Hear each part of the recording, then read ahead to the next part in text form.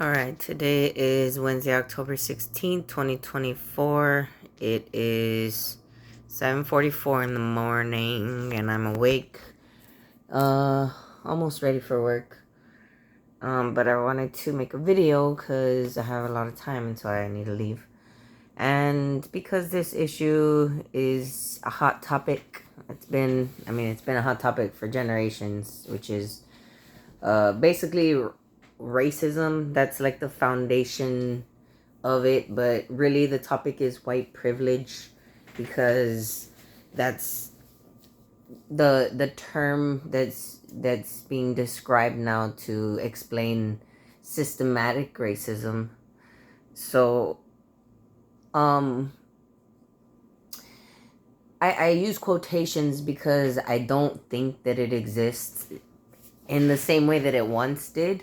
um There was a point in time where black people were not allowed to vote. They just actually in 1965 were granted federally the right to vote. They did have the rights in some states, that were more liberal than others, but it wasn't federally legal for every black person in America to vote until 1965, which is in a lot of our parents' generations, like where they were either just born or they lived through it.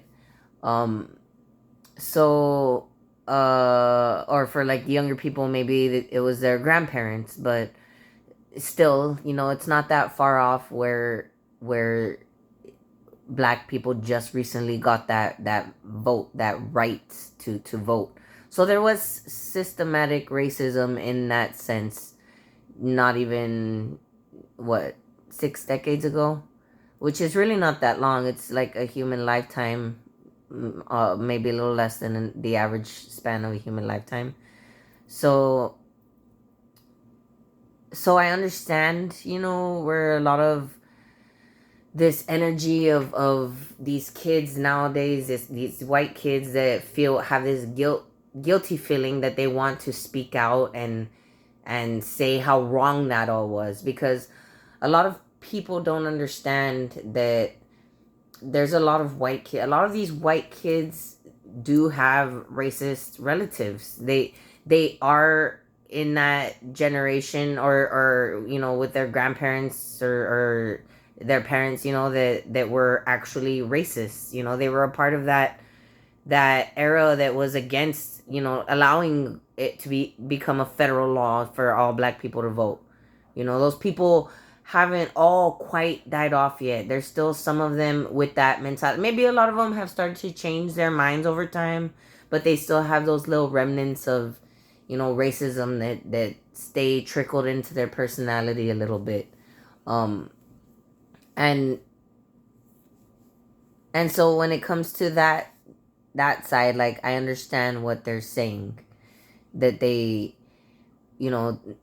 see that there's still certain people here and there, maybe not systematically, not on a grand scale, but secretly, there's little racists here and there that are making decisions that are inherently racist, coming from them inherently in a racist manner, but they don't voice it that way anymore, obviously, because they can get backlash. So it's a lot more subtle racism that exists more nowadays. And it's not just, from white people on black people, and it's in all races. There's subtle racism in every race for different reasons. People have their own opinions about things for different reasons, different experiences that their families had with certain races and whatnot. So that trickles down into the generation of kids that you have. So, like, I had a couple white friends tell me, who were on that same spectrum of like white privilege, and we feel guilt and shame and everything, who would tell me that their parents, one of them's father was racist, and literally like racist, where he hated black people and called them the N-word all the time, like actual racist. And she was very not like that, like very opposite that. And that could be because of the experience she had, actually hearing that and seeing that from somebody, knowing it exists on that level. Maybe it doesn't show to the whole world because he wasn't like that with everyone, just her or his immediate family, but she still saw it, you know. So a lot of these kids are coming from that foundation where they like they feel guilt and shame because they still see it in their personal lives, you know. Maybe they don't feel comfortable talking about it because I mean they don't want to put their families on blast or whatever, but you know, a lot of people don't think about that, and that's an actual real thing, you know.